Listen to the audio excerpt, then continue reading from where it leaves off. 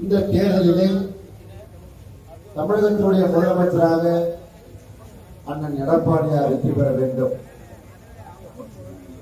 நீங்கள் எல்லோரும் 26 வட்டத்திலே வாழ்கின்ற வாக்காளர் பெருமக்கள் அனைவரும் ஒட்டுமொத்தமாக இரட்டை சின்னத்திலே வாக்களித்து பெருவாரியான வாக்குகளுக்கு அதற்கு வெற்றி பெறுகிறது. இந்த 26வது வட்டத்திலே வாழ்கின்ற வாக்காளர் பெருமக்கள் என்ன தெரிவித்துக் கொள்வது என்னவென்றால், 26வது வட்டம் என்றாலே அனைத்து இந்திய அண்ணா திராவிட முன்னேற்றத்துடைய கோட்டை. எப்போது பார்த்தாலும் இந்த வட்டத்திலே அதிகமான வாக்குகள் அனைத்து இந்திய அண்ணா திராவிட முன்னேற்ற கழகத்துக்கு தருவீர்கள், அதிலே மாற்று கருத்து இல்லை. ஆனால் இந்த தேர்தல் மிக முக்கியமான தேர்தல், தமிழ்நாட்டு மக்களுடைய எதிர்காலத்தை நோக்கி இருக்கக்கூடிய தேர்தல், தமிழ்நாட்டு மக்களை காப்பாற்றுகிற தேர்தல். தப்பித்தவர்கள் மீண்டும் திமுக ஆட்சிக்கு வந்துவிட்டால் தமிழ்நாட்டு மக்களை காப்பாற்ற முடியாது. 26வது வார்டில் வாழ்கின்ற உங்களையே காப்பாற்ற முடியாது. இந்த தமிழ்நாட்டு மக்களை காப்பாற்ற வேண்டும். இந்த 26 வார்டில் வாழ்கின்ற வாக்காளர் பெருமக்கள் காப்பாற்றப்பட வேண்டும். இன்றைக்கு டாஸ்மார்க்ல இன்றைக்கு 20,000 கொள்ளையடித்துக் கொண்டிருக்கிறார். மாதத்துக்கு 20,000 ரூபாய் கொள்ளையடிக்கிறார்கள். ஒரு பாட்டில் வந்து வாணிப குடோனுக்கு போய் கணக்கில் வைக்கிறான். 2 பாட்டில் நேரா கடைக்கு விட்டு நேரா கோபாலபுரத்துக்கு போகுது. 20,000 கோடி ஒரு மாசத்துக்கு கொள்ளையடிக்கிறான். அந்த கொள்ளையடித்த பணத்தை கொண்டு வந்து வாக்காளர்களுக்கு கொடுத்து விலை பேசி வாக்குகளை வாங்கி மீண்டும் ஆட்சிக்கு வந்து கொள்ளையடிக்கலாம் என்ற திட்டத்தோடு பண மூட்டைகளோடு வந்து இறங்கியிருக்கிறாங்க. ஏவா வேலும் ஜெகத் லட்சுமி அரக்கோணம் தொகுதி எப்படியாவது கைப்பற்றிடும். அரக்கோணம் தொகுதி காந்தி வந்தாலும் அவங்க அப்பா வந்தாலும் ஜெகத் லட்சுமி வந்தாலும் அவங்க அப்பா வந்தாலும் அரக்கோணம் தொகுதியை அவனால கைப்பற்ற முடியாது. பாடம் புகட்டுவார்கள். அண்ணா திமுகவை மகத்தான வாக்குகள் வெற்றி பெற செய்வார்கள். 4வது முறையும் என்னை சட்டமன்ற உறுப்பினராக சட்டமன்றத்தில் அனுப்பி வைப்பார்கள். அந்த அளவுக்கு 2011 நான் சட்டமன்ற உறுப்பினராக வந்தபோது இந்த நகரம் எல்லாம் துரும்பா இருக்கிறது. இன்னைக்கு நான் தூணாக நிறுத்தியிருக்கிறேன். பாதாள சாக்கடை திட்டம், காவிரி கூட்டு குடிநீர் திட்டம் கொண்டு வந்து இந்த பகுதி மக்களுக்கு இன்றைக்கு பாதாள சாக்கடை திட்டம் போட்ட காரணத்தினால் இன்றைக்கு சுகாதாரத்தோடு மக்கள் வாழ்கிறார்கள். எல்லா சாலைகளும் இன்னைக்கு சிமெண்ட் சாலைகள், பேவர் பிளாக் சாலைகள் எல்லாம் காரணம் 110 கோடியிலே பாதாள சாக்கடை திட்டம். தங்கு தடை இல்லாமல் குடிநீர். புரட்சி தலைவர் அம்மா இடத்திலே முதல் நான் கன்னி பேச்சு பேசுகிறேன். கன்னி பேச்சு பேசுகின்ற போது அரக்கோணம் நகரத்திலே குடிநீர் தட்டுப்பாடு நிலவுகிறது. அங்கே நம்முடைய பெண்கள் எல்லாம் அந்த குழாய் அடியிலே அந்த பிளாஸ்டிக் குடத்தை 50-60 குடத்தை லைனாக வைத்து எப்போது குடிநீர் வரும் என்று கேட்டுக் கொண்டிருக்கிறார்கள். அம்மா அவர்களே, எங்களுக்கு வாலாஜ வரை வருகின்ற அந்த காவிரி கூட்டு குடிநீர் திட்டத்தை நீங்கள் அரக்கோணம் நகர மக்களுக்கு தர வேண்டும் என்று சட்டமன்றத்தில் பேசினேன். பேசிட்டு வெளியே வந்து ஒரு டீ சாப்பிடலாம் வந்து லாபியில வந்து டீ சாப்பிட்டா டீல ஓடுது. அம்மா சொல்றாங்க, வாலாஜ வரைக்கும் வருகின்ற அந்த காவிரி கூட்டு குடிநீர் திட்டத்தை அரக்கோணத்திற்கு நீட்டிப்பு. புரட்சி தலைவர் முதலமைச்சர் 87 கோடி நிதி ஒதுக்கீடு என்று அரை மணி நேரத்தில் சட்டமன்றத்தில் பேசிய அரை மணி நேரத்தில் அரக்கோணம் நகர மக்களுக்கு கூட்டு குடிநீர் திட்டத்தை கொடுத்தவர் புரட்சி தலைவி அம்மா. இதையெல்லாம் இதுக்காக தான் மக்கள் எனக்கு வாக்களிக்கிறார்கள், தொடர்ந்து வாக்களித்துக் கொண்டிருக்கிறார்கள். அரக்கோணம் தொகுதியிலே எண்ணற்ற பாலங்கள், கல்லூரிகள், ஆர்டிஓ ஆபீஸ், நீதிமன்றங்கள், அரசு துறையினுடைய அத்தனை கட்டடங்களும் திரும்பி பார்க்கும் திசையெல்லாம் திட்டங்களை தந்த காரணத்தினால்தான் என்னை தொடர்ந்து சட்டமன்றத்துக்கு அனுப்பியிருக்கிறார். 3-5 ஆண்டும் சட்டமன்றத்திலே அதிகமான கேள்விகளை கேட்ட சட்டமன்ற உறுப்பினர் அரக்கோணம் சட்டமன்ற உறுப்பினர். எதிர்கட்சியில் கூட அதிகமான கேள்விகளை கேட்டிருக்கேன். 28 கேள்விகளை இந்த சட்டமன்றத்து கூட்டத்தில் கேட்டேன். ஆனா பிரயோஜனம் இல்லை. ஜனநாயக குரலை நசுக்குகிறார்கள். மக்கள் தேர்ந்தெடுத்து ஒரு சட்டமன்ற உறுப்பினர் எதற்காக நீங்கள் அனுப்புகிறீர்கள்? உடைய குரலை சட்டமன்றத்திலே ஒழிக்க வேண்டும் என்பதற்காக அனுப்புகிறீர்கள். ஆனால் நான் சட்டமன்றத்திலே இந்த மு.க. ஸ்டாலினிலே 28 கேள்வி கணைகளை இந்த தொகுதி மக்களுக்காக தொடர்ந்தேன். ஆனால் ஒரு கேள்வி கூட பதில் இல்லை. அந்த அளவுக்கு ஒரு கேடுகட்ட ஆட்சி. ஆனால் அதிமுக ஆட்சியும் எடப்பாடியார் ஆட்சியும் சட்டமன்றத்திலே ஒரு கேள்வியை நான் ரைஸ் பண்றேன்னு சொன்னா 2 மாசம் அது திட்டமா நம்ம தொகுதிக்கு வரும். அதுதான் அனைத்து இந்திய அண்ணா திராவிட முன்னேற்றத்துடைய ஆட்சி.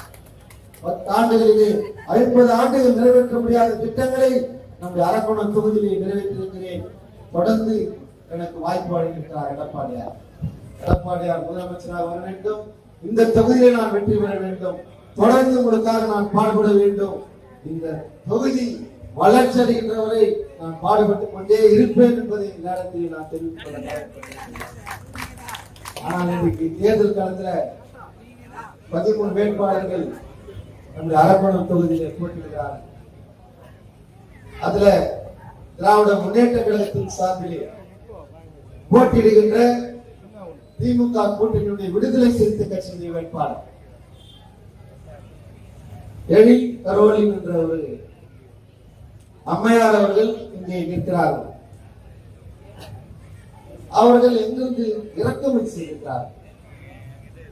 அந்த அம்மாவை நான் கேட்கிறேன், அம்மா நீங்க அரக்கோணத்துக்கு உங்களுக்கு திருமாவளவன் சீட்டு கொடுத்துருக்காரு, நீங்க என்ன பண்ண போறீங்கன்னு கேட்கிறேன். அந்த அம்மா நான் இந்த தொகுதி பற்றி அந்த அம்மா எதுவும் தெரியல தெரியாது. என்ன பண்ணிட்டாங்க அந்த அம்மா, 4வது முறையா அங்க சூரவின்னு ஒருத்தர் நிற்கிறாரு, அவர் 4 திசையும் திரும்பி பார்க்காத அளவுக்கு நான் திருப்பி அடிப்பேன். அந்த அம்மா இங்க டிஎன் நகர் 26வது வார்டு எங்க இருக்குன்னு தெரியுமா? அந்த அம்மாக்கு எந்த திசையில் இருக்குன்னு தெரியுமா? தெரியாது. நான் இந்த தொகுதியில் பிஹெச்டி பண்ணிக்கிறேன். அந்த அம்மா எல்கேஜி. இப்பதான் இந்த தொகுதியில டிஎன் நகர் யாருன்னா சொல்லி கொடுத்தாதான் தெரியும். நான் இங்கே பிறந்தேன், இங்கே வளர்ந்தேன், இங்கே படிச்சேன். இந்த மண்ணின் மைந்தன், இந்த மண்ணினுடைய வாசனை அறிந்தவன், இந்த மண்ணுக்காக செய்ய வேண்டும் என்ற ஒரே குறிக்கோளோடு பணியாற்றி கொண்டிருக்கிறேன். ஆக உங்களுக்கு வியாசர் பாடி வேணுமா, அருகில் பாடி வேணுமா? நல்லா சத்தமா சொல்லுங்க. வியாசர் பாடி வேணுமா, அருகில் பாடி வேணுமா? பத்திரமா திருப்பி அனுப்புங்க. வியாசர் பாடி ஒட்டுமொத்த வாக்குகள் ரெட்டையில் ஓட்டு போனோம். ஒன்னு சொல்ல கேட்டுங்க. அவருடைய தலைவர் எழில் கரோலினுடைய தலைவர் யாருன்னு சொன்னா திருமாவளவன். திருமாவளவன் ஒரு வருஷத்துக்கு முன்னாடி ஒரு பேசினார். என்ன பேசினார் தெரியுமா? ஒரு 6 மாசத்துக்கு முன்னாடி இந்து பெண்கள் எல்லாம் விபச்சாரிகள். அந்த அம்மா சொல்றாங்க, பெண்கள் எல்லாம் எனக்கு வரவேற்பு கொடுக்குறாங்க, பெண்கள் நிறைய தெரியுங்க, எனக்கு ஓட்டு நீங்க போடுங்க கேட்கறாங்க அந்த அம்மா. அவன் தலைவர் திருமாவளவன் என்ன சொன்னார் தெரியுமா? இந்து பெண்களை பார்த்து இந்து பெண்கள் விபச்சாரிகளாம். அதே மாதிரி சொல்றாரு, பொம்மைகள் ஆபாசமாக இருந்தால் அது இந்து கோயில். இந்த 2 வார்த்தை சொன்னவர் திருமாவளவன். இந்துவை சேர்ந்த பெண்கள் இந்த தேர்தலிலே அவருடைய தலைவனுக்கும் இந்த வேட்பாளருக்கும் நீங்க தக்க பாடத்தை நீங்கள் போட்டணும். எந்த முகத்தை வைத்துக் கொண்டு இந்து பெண்களிடம் திருமாவளவன் ஆசி பெற்ற வேட்பாளர் எழில் கரோலின் அவர்கள் முகத்தை வைத்துக் கொண்ட இடத்தில் இந்து பெண்களிடத்திலே வாக்குகளை கேட்கிறார். ஒண்ணு கேட்டா போலியா சர்டிபிகேட் வழங்கி நின்றுட்டாரு. அவர் கிறிஸ்துவ மதத்தை சார்ந்தவர். ஆனால் இந்த தொகுதியில இந்து ஆதிதாவோட தான் நிற்க முடியும். இது தனி தொகுதி. எங்க அப்பா எங்க தாத்தா பேர் பொண்ணு, எங்க அப்பா பேர் சுப்பிரமணி, நாங்க குலதெய்வம் பொன்னியம்மன், எங்களுடைய பெருமாள் நாங்க விஷ்ணு பார்த்தோம், நாமத்தை போடுவோம். இந்து பியூர் இந்து ஆயுதாவோட நான் நிற்கிற இந்த தொகுதியில. ஆனால் திருமாவளவன் ஆசி பெற்ற வேட்பாளர் கிறிஸ்தவ சமுதாயத்தை சேர்ந்தவர், நிற்க முடியாது. ஆனால் போலியான சர்டிபிகேட், இந்து ஆதிதிராவிடன் சர்டிபிகேட் வாங்கியிருக்கிறார். அவருடைய தலைவர் என்ன சொல்றாரு? இந்து பெண்கள் எல்லாம் விபச்சாரிகள், பொம்மைகள் ஆபாசமாக இருந்தால் இந்து கோயில், அது இந்து கோயில் சொல்றாரு. அவர் அம்மா கிறிஸ்துவ மதத்துக்கும் உண்மையா இல்ல, நம்ம இந்துக்களை ஏமாற்ற வருகிறார்கள். இந்து என்று சொல்லிக்கொண்டு இந்துக்களை ஏமாற்ற வருகிறார்கள். இந்த தேர்தலிலே நம்முடைய இந்து பெண்கள் அந்த எழில் கரோலினுக்கும் திருமாவளவனுக்கும் தக்க பாடம் போட்டணும். இந்த வார்த்தை இந்த இந்து பெண்களையும் இந்து மதத்தையும் கொச்சைப்படுத்திய திருமாவளவனுக்கு இந்த தேர்தலிலே நீங்கள் தக்க பாடம் போட்டணும். அதிமுக பொறுத்தவரை எந்த மதத்தை நாங்களும் சட்டமன்ற உறுப்பினர் 3-5 ஆண்டுகிறேன். எனக்கு இஸ்லாமியரும் மதத்தினரும் சகோதரர்களாக நாம் பாதிக்கிறோம், கிறிஸ்தவ மதத்தை சேர்ந்தவர்களும் சகோதரராக பாதிக்கிறோம், இந்து மதத்தை நாம் தழுவிய இந்து மதத்தை நம்ம சகோதரர்களாக பாதிக்கிறோம். சாதி சமயம் அப்பாற்பட்டு நம்ம செயல்படுறோம். ஆனால் திருமாவளவன் யாரையோ மெச்சிப்பதற்காக இந்து பெண்களையும் இந்து மதத்தையும் கொச்சைப்படுத்தியிருக்கிறார். இந்த தேர்தலிலே ஒட்டுமொத்த இந்து பெண்களும் இந்து மதத்தினரும் அவருக்கு நீங்கள் தக்க பாடத்தை நீங்கள் புகட்டலனா அதுக்கப்புறம் நம்ம இந்து மதத்தில் இருக்க வேண்டிய அவசியமே இல்லை. இதுதான் உங்களுக்கு நான் சொல்லிட்டு போலான்னு வந்தேன். இதுதான் முக்கியமான கருத்து. நான் தழிய மதத்திற்கு நாம் உண்மையா இருக்கணும் கடைசி வரைக்கும். ஆகவே தயவு கூர்ந்து நம்முடைய பெண்கள் அனைவரும் இதை நான் ஒரு வேண்டுகோளாக வைக்கிறேன். என்னை ஒரு பொது வேட்பாளராக நினைத்து நீங்கள் அனைவரும் இரட்டை சின்னத்திலே வாக்களித்து பெருவாரியான வாக்களித்து எடப்பாடியார் அருமையான தேர்தல் வாக்குறுதி கொடுத்திருக்கிறார். மகளிர் குலவிளக்கு திட்டம் 2000 ரூபாய் மாத உரிமை தொகை, வீட்டுக்கு ஒரு பிரிட்ஜ், கருணை உதவித்தொகை 10,000 26ஆம் தேதி கொடுத்துருன்னு சொல்லிக்கிறார். 26 10,000 கொடுத்துருவாங்க. அதிமுக பொறுத்த வரைக்கும் எடப்பாடியாராக இருந்தாலும் சரி, அம்மாவாக இருந்தாலும் சரி, புரட்சித் தலைவர் எம்ஜிஆராக இருந்தாலும் தேர்தல் ஒரு வாக்குறுதி ஒன்று கொடுத்து விட்டார் என்று சொன்னால் நிறைவேற்றுகிற ஒரே இயக்கம் அனைத்து இந்திய அண்ணா திராவிட முன்னேற்ற கழகம். எடப்பாடியார் சாதாரணமா தேர்தல் வாக்குறுதி தரமாட்டார். நாங்களும் சொன்னேன், சில தேர்தல் வாக்குறுதி தான் நிறைவேற்ற முடியாததான் மக்களுக்கு சொல்லக்கூடாது பாடுவார். நிறைவேற்றக்கூடியதுதான் மக்களுக்கு சொல்ல வேண்டும். ஆனால் ஸ்டாலின் நிறைவேற்ற முடியாததெல்லாம் சொல்லியிருக்கிறார். ஆகவே வாக்குறுதியை நிறைவேற்றுகிற இயக்கம் நம்முடைய அனைத்து இந்திய அண்ணா திராவிட முன்னேற்ற கழகம். முதியோர் உதவித்தொகை 1200 2000 ரூபாய், கல்வி கடன் ரத்து, விவசாய கடன் ரத்து, உழைக்கும் மகளிருக்கெல்லாம் ஸ்கூட்டி, 3 கேஸ் சிலிண்டர் இலவசம், 60,000 ரூபாய்க்கு நலத்திட்ட உதவிகளை உடனடி ஆட்சி அமைந்த உடனே 60,000 ரூபாய்க்கு நலத்திட்ட உதவிகளை ஒவ்வொரு குடும்பத்துக்கும் தருகிறேன் என்று சொல்லியிருப்பார் எடப்பாடியார். எல்லாரும் தேர்தல் வாக்குறுதி காரணம் எங்களுக்கு பாரத பிரதமர் நரேந்திர மோடி இருக்கிறார் கொடுக்கிறது. மு.க. ஸ்டாலின் என்ன சொல்றாரு? தேர்தல் வாக்குறுதி ஏன் நிறைவேற்றன்னு சொன்னா மோடி காசு கொடுக்கல, மோடி பணம் கொடுக்கல, 5 வருஷமா புராணம் பாடுறாரு. திருப்பி உங்களுக்கு வந்தா கொடுக்க போறது இல்ல, எடப்பாடியார் தான் கொடுப்பார். கேட்டால் எடப்பாடியார் 4.5 ஆண்டு காலம் நல்லாட்சி புரிந்த போது 11 மருத்துவக் கல்லூரிகள் தமிழகத்துக்கு கொண்டு வந்தார் எடப்பாடியார். ஆகவே எல்லாத்துக்கும் கொண்டு வந்தார். அது ரெட்டலையில் எல்லாரும் வாக்களிக்கணும். அதுக்கு பிறகு இன்னொரு கட்சி புதுசா வந்து தமிழ்நாட்டுல எல்லா நடிகர்களுக்கும் நடிக்கிட்டு சம்பாதிக்கிட்டு பொழுதுபோக்குக்கு முதலமைச்சர் ஆவார்னு வர ஒரு 50 வருஷம் ஆன பிறகு பொழுதுபோக்கு அவர் பணங்கள் இல்லை, சம்பாதிச்சு பணங்கள் இல்லை, அது பொழுதுபோக்குக்காக அந்த ரசிகர்களை வச்சு ஒரு கட்சி ஆரம்பிச்சு முதலமைச்சர் ஆவார்னு எல்லாருக்கும் அந்த ஆசை. சிவாஜி கணேசன்ல இருந்து இன்னைக்கு கமலஹாசன் வரைக்கும் அந்த ஆசை தான். இது வரைக்கும் 10 நடிகர்கள் கட்சி ஆரம்பிச்சார். 10 நடிகர்கள் கட்சி ஆரம்பிச்சு காணாம போட்டாங்க. கடைசியில கமலஹாசன் டார்ச் எடுத்துன்னு வந்தாரு, இப்ப ஆளே காணும். விஜயகாந்த் கட்சி ஆரம்பிச்சாரு. அந்த அம்மா போய் எங்க போட்டி கொடுக்குறாங்களோ அங்க ஓடி போய் அங்க போய் சேர்ந்து போச்சு. அங்க போய் சொல்லுது, எங்க அண்ணன் ஸ்டாலின் என்ன குறை தெரியுமா? அந்த அம்மாவே சொல்லுது, பாலியல் வன்கொடுமை. அந்த அம்மா சொல்லுது, பாலியல் வன்கொடுமை, போதைப் பொருள், இதுதான் குறை என் அண்ணனுக்கு தான். பாலியல் வன்கொடுமை அவ்வளவு சாதாரணமா? ஒரு பிரேமலதா விஜயகாந்த் கட்சியினுடைய தலைவர், அந்த அம்மா ஒரு பெண்ணு. என்னுடைய ஒரே குறை, முதலமைச்சருடைய ஒரே குறை, ஸ்டாலினுடைய ஒரே குறை பாலியல் வன்கொடுமை, அதுக்கு பிறகு போதைப் பொருள். இது 2 தான். அதுவே சொல்லிச்சு தமிழ்நாட்டு மக்களுக்கு. மு.க. ஸ்டாலின் ஆட்சி இதெல்லாம் நடக்குது.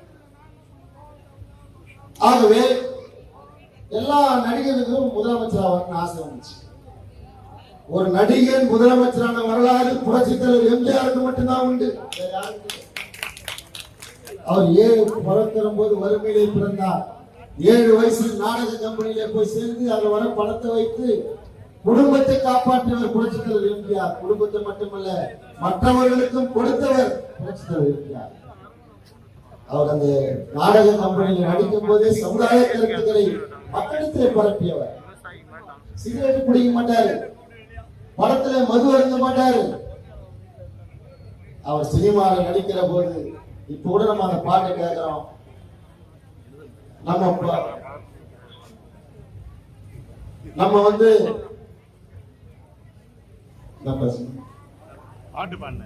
நம்ம கூட இப்போ பிரசிடென்ட் இந்தியாவுடைய பாடல், நான் ஆணையிட்டால் அது நடந்து விட்டால் ஏழைகள் வேதனை படமாட்டார்.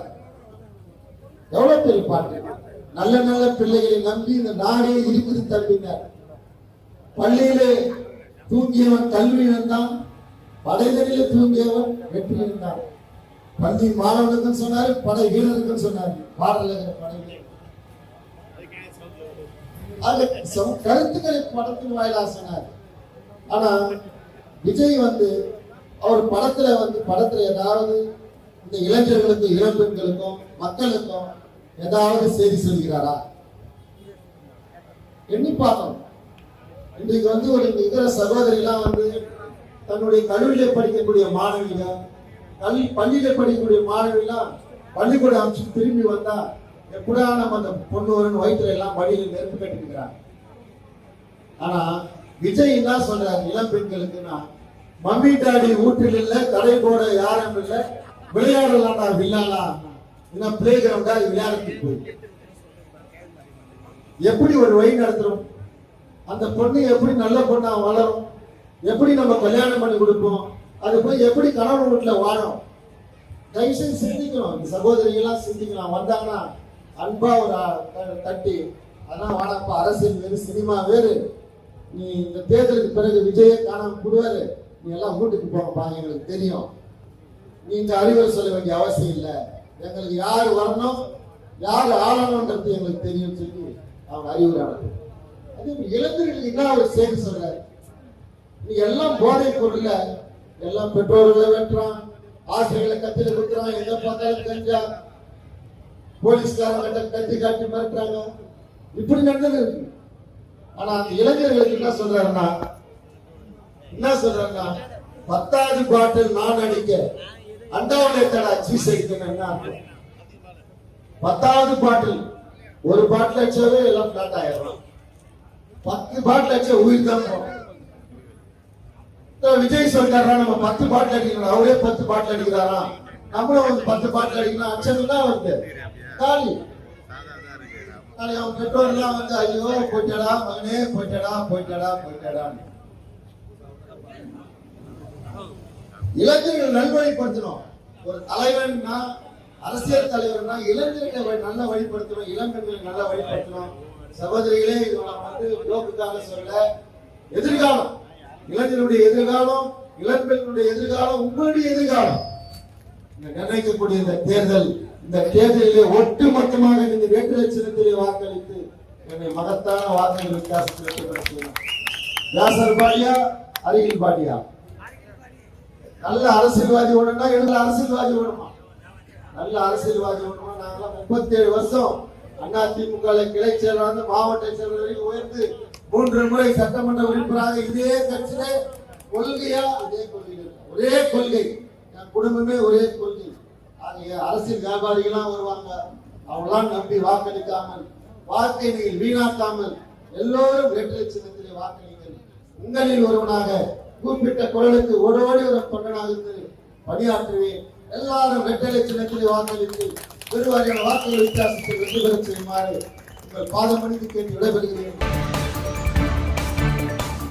செய்திகளை உடனுக்குடன் தெரிந்து கொள்ள நமது அம்மா இணையதள தொலைக்காட்சியை சப்ஸ்கிரைப் செய்து அருகில் உள்ள பெல் ஐகான்